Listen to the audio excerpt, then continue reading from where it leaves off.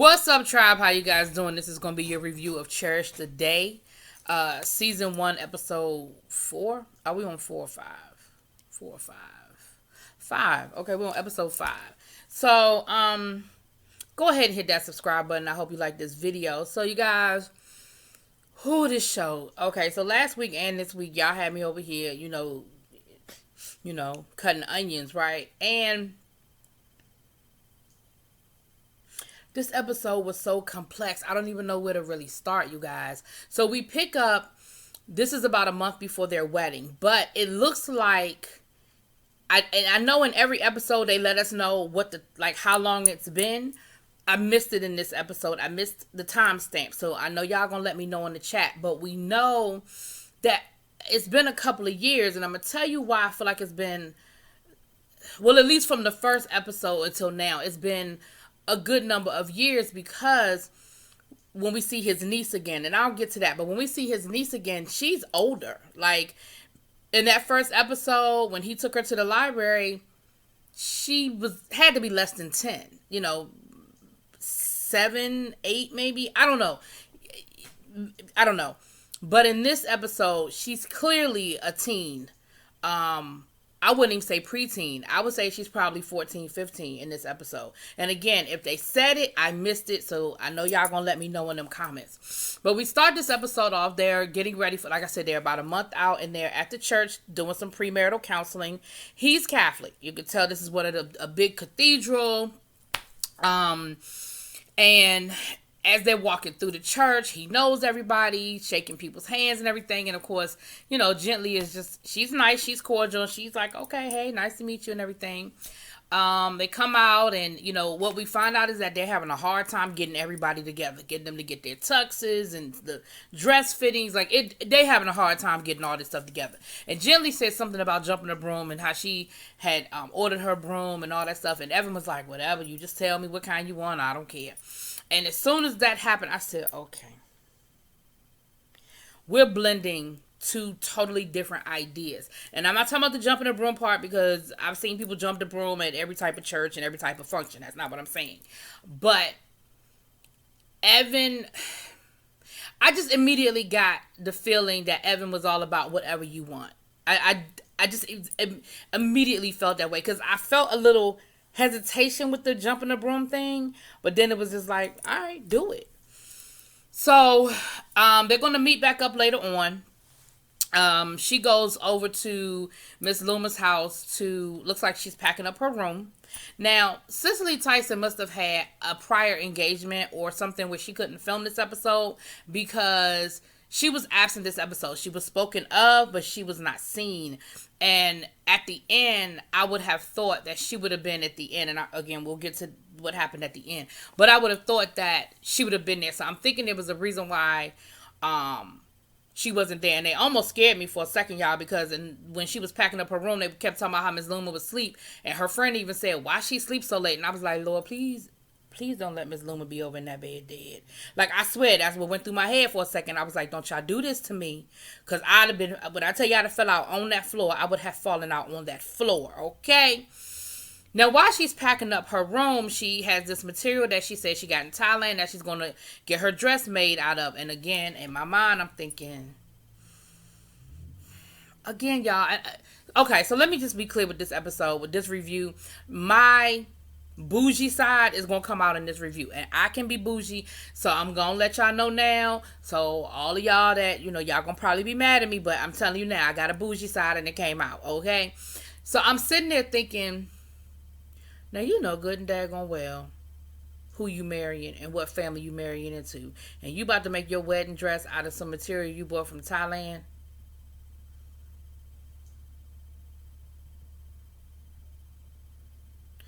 All right, then. Then she has these dashikis that she's like, we're going to wear at the reception. And Evan don't know it yet, but he wearing these. And I'm thinking, so this is your production. Evan, this is just totally your production. Evan doesn't, and I know it's the bride's day and all of that, but see, I don't come from that mindset of it's the bride's day and the groom should just not have nothing to do with it. I ain't even coming from that mindset, but okay. So then we see her meeting up with Ben, Ben done found a reception hall. Looks like it's like a little neighborhood spot. She said she had her junior prom there. He was like, yeah, they just renovated. Everything is everything. It's all good. And, he's talking about we could do this here and the band can set up here. And I mean, he's got it all laid out and he is so excited. And I was like, yes, Ben, you better go ahead. But in the back of my mind, I was like, Evan mom ain't going for this. I could already see it. I was like, Evan mom ain't going for this. And Evan shows up and the look on his face is, okay, yeah. And his mother is with him. Now let me say this. I give Evan's mama all the credit in the world. I didn't see nothing wrong with nothing she did in this episode. And we're going to get to that. I think this is going to be a long review, y'all. So, you could tell that she was a little uncomfortable, but she didn't say it. I mean, her face sort of let it not be known. But her and Ben start talking. And I'm waiting for the fireworks. You know what I'm saying? I'm waiting. I'm like, oh, here we go. And he starts, talking to her about the hall and everything. And she's like, okay, yeah, I can see that. Oh, this is nice. Okay. And she's not verbalizing it, but I know that she's thinking, ain't no way in hell. But all right, I'm going to just go ahead and go along with this. I ain't going to piss Evan off. I'm going to just go on and go along with this thing here. So then she says to him, she starts talking to Ben, and she's like, okay, well, would the caterer have support, or do we need to bring those things? Do we need to provide those things like linen and napkins? And no, she said linen. And Ben was like, you know what? I don't know. Those are good questions that I don't know the answer to, but we can find out. I said, yes, perfect answer. Absolutely. That is a great answer. Then he going to turn around and say to her, what's linen? I refuse to believe he don't know what linen is. Now, I believe that he might not have ever used no linen, but I refuse to believe he don't know what she talking about when she say linen, table linen. Now, come on, Ben. I think in that moment they were trying a little too hard to give us showing us the two worlds. You ain't gonna say whether you've used linen or not. You know good linen. Stop it. So,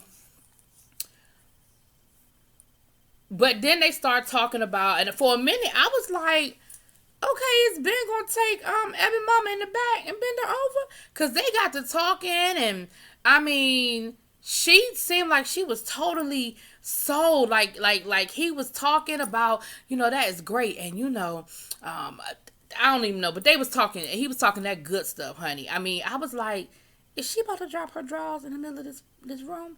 I mean, looked like she was totally mesmerized by Ben, honey, and they had a really good conversation. Like, she did not give him that look when he said, what is linen? And a part of me feels like he said that so she could feel like she had the upper hand, because Ben knows what he's doing, because he had a conversation with Gently later on in this episode, and he knows exactly what's going on and what he's doing. So I said, okay, Ben, you know what linen is, but you was trying to give her the upper hand and let her feel like she was in charge of this. Okay, that's what's going on here. And she and to her credit, she just explained what linen was. And he said, you know what? Now I remember what he said. He said, you know what? Women think about stuff like that. Men, we just don't care. She said, you're right. She said, women, we do think about those things. She said, that's why when you come over, you don't even notice it, but you just know it's there. And that's why when you come and you eat at a woman's house, it feels a little different. A woman's house smells a little different. Her bedroom, the linen is a little, I mean, she broke it down, and I was like, you know what? He says, you are absolutely correct. So when she started talking about the bedroom and stuff, and I said, oh, what we doing here? I said, where is his daddy? See, that's what I would have said. I'd be like, but I think Gently and Evan were just so happy that his mama wasn't going off and cussing nobody out that they was like, oh, shoot. Then the band shows up. Because it's Earth, Funk, and Fire. Fire spelled Fiyah. Now, my thing is this. I'm not opposed to a live band at a venue.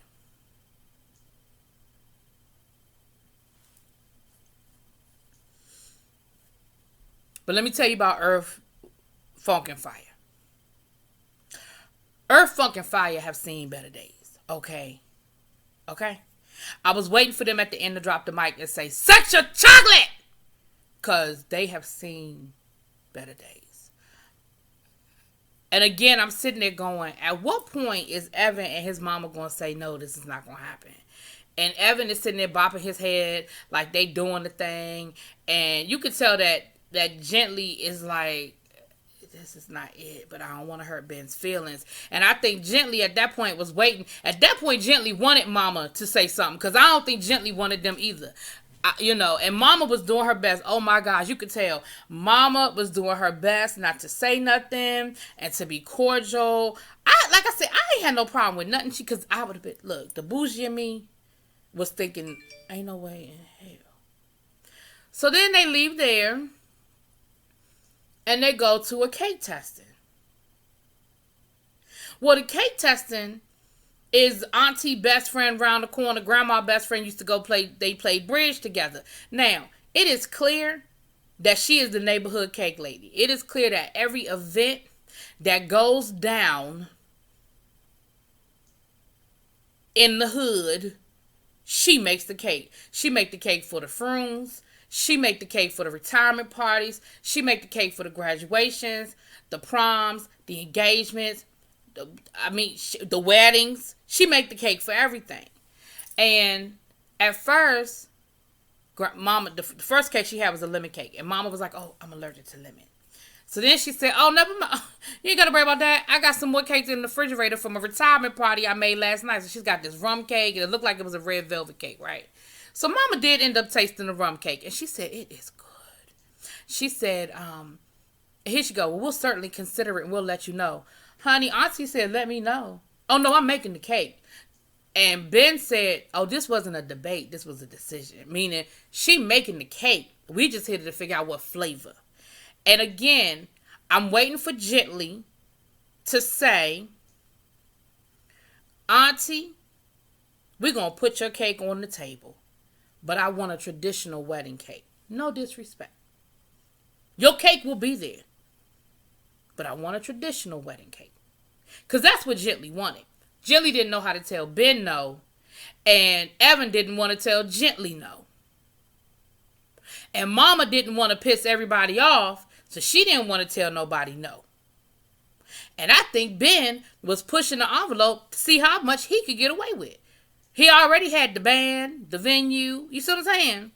So everybody is in the room not really saying what they want to say.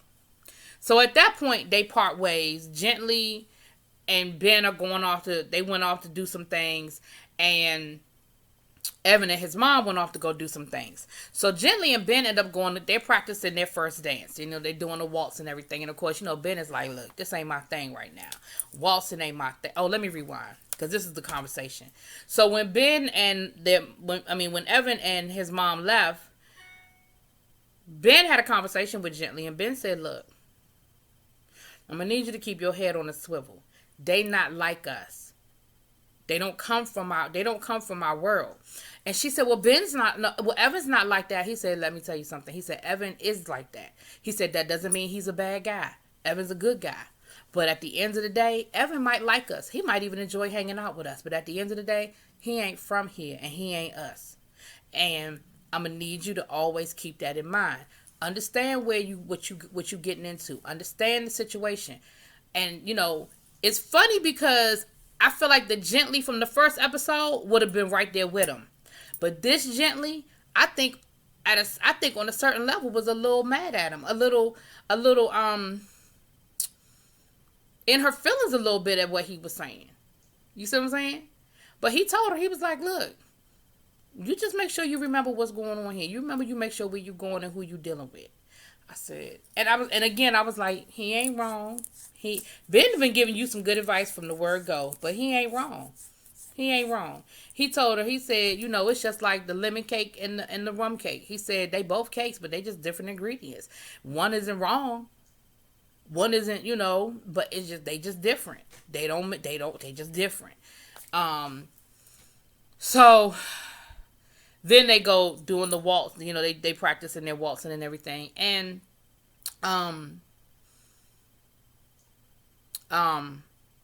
He told her, he said, if you hadn't come into my life, I'd be dead.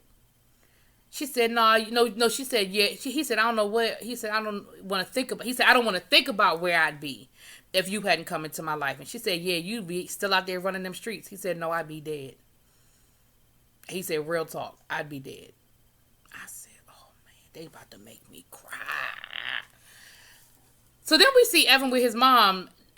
Mama done took Evan to a cake shop to go do some taste test on some real damn wedding cakes. And of course, at first, Evan was like, "Mom, come on, don't do this, don't start this." She said, "Look, let me tell you something." She said, "I know you. I know you, Evan.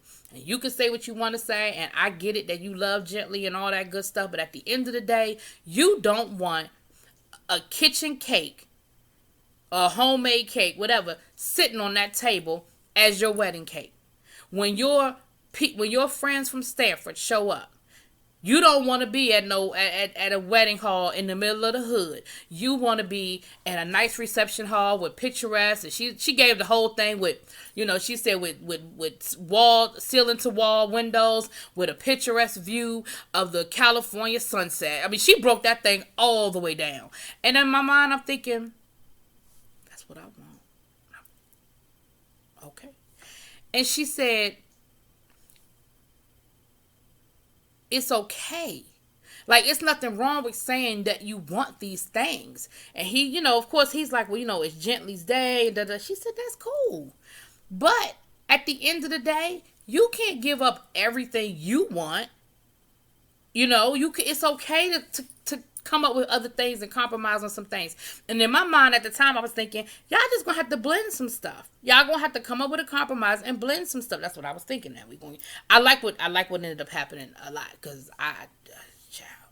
So she sort of breaks Evan down, and you see him nodding like, you right, like, you got a point. So then they go and do their tuxes. So the guys are going to do their tuxes, and the ladies are at the dress shop. Now let me tell you what I thought was about to happen. Now I ain't gonna lie, because Evan's dad he's from Crenshaw, and they had talked about that earlier. And Ben was asking the mom, "Oh, well, what's his name? What part of Crenshaw?" And then they got interrupted by Earth, Funk, and Fire, or whatever they are. And so I was thinking, I said, "Oh my gosh," I said, when the daddy show up, one of them is gonna know him, and they probably had beef. Like, in my mind, of course, I was thinking worst case scenario, right? So in my mind, I was like, "Oh no, when they finally meet up, it's gonna be some stuff, because they're gonna have some old," because we know how Ben was rolling. I said, "Oh Lord." But that ain't what happened. They moved they lived in the same area, but they didn't know each other. They moved in different circles. But they hit it off. They really did. They hit it off. Because Evan's dad is cool anyway. But they hit it off. Everything was everything. And she said, "Well, I thought you had your own tux." He said, "Well, I do, but it's a little snug. I feel like I might need to get." But I think he did that to hang out with Ben. I don't think he really needed a new tux. I think he did it so that he could spend some time with the guys, which was a smart move. But they definitely moved in the same circles, and they kind of knew each other. And there was one point where they were talking about being on the strip and riding their cars up and down the strip. And Dad, poor Evan, poor middle class, don't know nothing about the hood other than what you've seen in movies, talking about something. "Oh yeah, I remember seeing that in Boys in the Hood." Or was it Menace to Society? And his daddy was like, "No, just don't. Just let that go." I said, "Poor Evan. That's your only reference point, is the Boys in the Hood, boo." Anyway. So now on the other side, because they're at the same store, but they're on the men's side, and the women are on the women's side. So on the other side, that's where we see the niece, we see the sister-in-law, and Gently. Now the sister-in-law, she looks like she's lost some weight, and she looks good. The dress that she's trying on, oh, she looks good. She looks good. And you could tell that her and Gently have built a relationship. Things were a little rocky, I think, with them in the beginning, but you could tell that they have definitely built a relationship. And then you see the daughter. Now I'm going to make an assumption, and I don't mean to offend, but I believe the daughter has identified herself as being on the spectrum. I am not going to guess as to what letter, but I'm going to say I believe she has identified herself as being on the spectrum. And whoever they have to play that part, is a beautiful young lady. She's got her hair shaved. She's wearing like a tape haircut. Beautiful girl. And the mother is saying, she said, I just want, the sister-in-law, she was like, I just want something special for myself. I've been a wife and a mother for so long. I don't know what it's like to just be me. And she said, even though I'm not the wife part anymore, I'm the mother, but I just want something that's for me without that title. And then she turns to her daughter and says, I don't mean any harm. And she said, oh no, Ma, you good. And she said, I love you more than anything. And so what you see, couple of things. One, her and the husband then got divorced, which we kind of saw that coming in the last episode, but they're divorced now. And her and the daughter they have built a relationship, because we know those first couple of episodes, they couldn't agree on the temperature. You know what I'm saying? But they have come to some sort of happy agreement. And definitely are in a better place. And she said, now that I found my dress, now we're going to go over to the men's section and we're going to find my daughter a tux. And I said, okay. All right. And that's why I said I believe she's somewhere on the spectrum. Maybe she just wants to wear a suit. I shouldn't make that assumption, but I am. Get me together in the comments if you think I'm wrong. Okay. So then, Gently, of course, is sitting, because Gently is getting her dress made with the Thailand, the material she bought from Thailand. So the mother shows up, and the mother says, what you been trying on? And she said, oh no, I'm getting my dress made, da-da-da-da-da. And she said, and again, you see her brain thinking of a tactful way of saying to her, nah, that's not what we gonna do. And she said, I hear you and I understand, I respect you. She said, but just try some on. She said, just humor me. Just try some on. She said, every mother wants to see her daughter in a beautiful, wedding, on her wedding day, a beautiful sparkly dress or something like that, she said. And Gently said, well, my mom's not coming to the wedding. And something in that moment clicked. And she told her, she said, look, I know we didn't get off to the best start. I know things haven't been great between us. She said, and I'm going to be honest with you. You are not who I saw my son with. She said, but you make him happy and he loves you. And, I'm paraphrasing y'all. But basically, she's letting her know, I've accepted this. And I don't want to use the word respect, but I'm going to just say, and I respect you. I love you, whatever. And you, in that moment, she didn't come right out and say it. So I don't want to say she said it. But you kind of got that feeling of, I'm your mother. Like, I'm accepting you. I'm bringing you into our family. She said, but please, she said, for me, humor me. She said, I understand that you're getting your dress made. I respect that. She said, but for me, let's just try some on.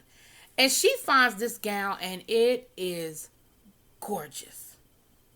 It needs to be, it needs to be fitted. But that dress was gorgeous. And it was her style. It looked like it was something she would wear. And, you could tell that Gently wants that dress too. See, let's be clear. Gently wanted that damn dress too, okay? So Gently said, well, it's beautiful and everything, but, I can't afford this dress. The mother said, don't worry about it. I got this. She pulled her credit card out. She said, I got this. And Gently said, I can't allow you to pay for it. And the saleswoman said, well, if you want that dress, it's yours. Your fiance left his credit card and said, and here's the thing. The saleswoman, and she didn't mean no harm, because she didn't understand what she was saying. But what she said was to her, she said, oh, well, your fiance said that he knew that once you got in here and got around all these beautiful gowns, you would find something better. The word better is what did it. Had she said, well, your fiance left his credit card just in case you saw something you liked, Gently might have been all right. But when she added the better part, that's what did it. And so,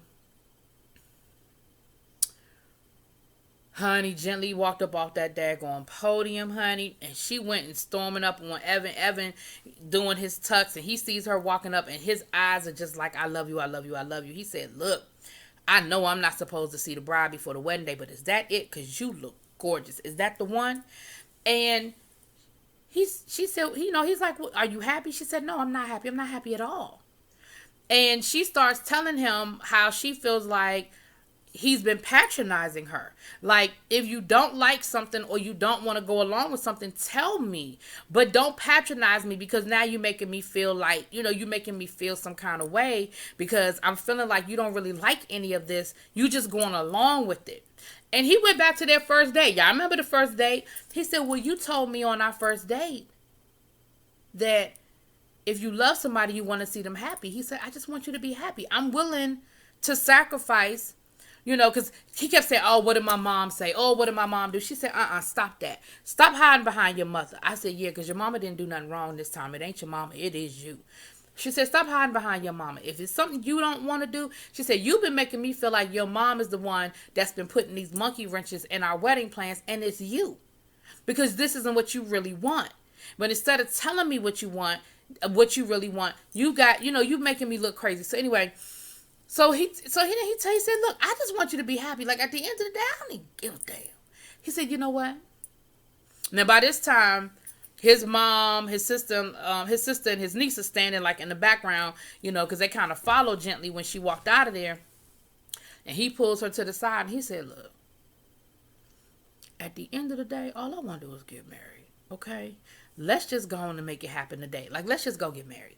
She was like, are you serious? He said, yes, let's just go. Let's just go get married. Like, all of this, I don't care about none of this. I just want to be with you. So we can throw all this out. If it's going to be this, if it's going to be a problem, a complication, we can throw all this shit out. And she was like, cool.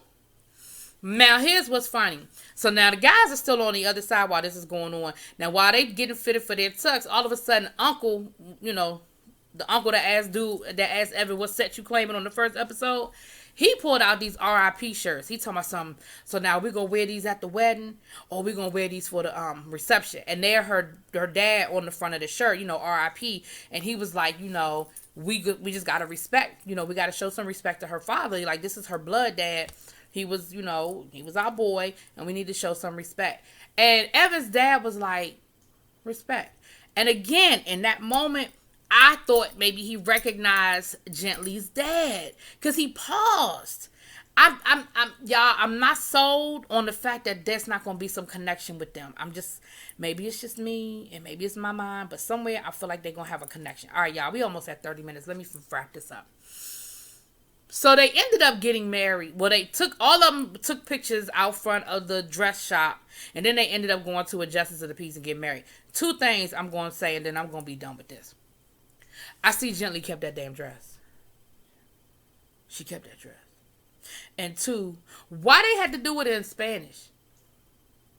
Why they say their vows in Spanish? What was that about? Can y'all break that one down for me? Evan ain't Spanish. Gently not Spanish. Why they say their vows in Spanish?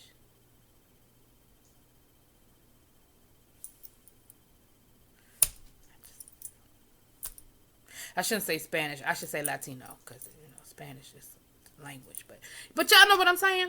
Anyway, and that's why I said that Cicely Tyson must not have been available, because everybody else was in that picture except for Miss Luma. The family was so. I was surprised that Miss Luma wasn't in any part of this episode, but I'm thinking Cicely Tyson legit was not available to film. I don't know. That's me going behind the fifth wall. Anyway. Y'all let me know what y'all think. I was totally here for Evan's mama. I thought she was on point at every turn. I thought she did everything right. I really did. I don't have no beef with Evan's mama in this situation. My beef in this situation a little bit was with Evan, because, open up your mouth, bruh. Open up your mouth. Anyway, let me know what y'all think. Drop it in them comments. Peace.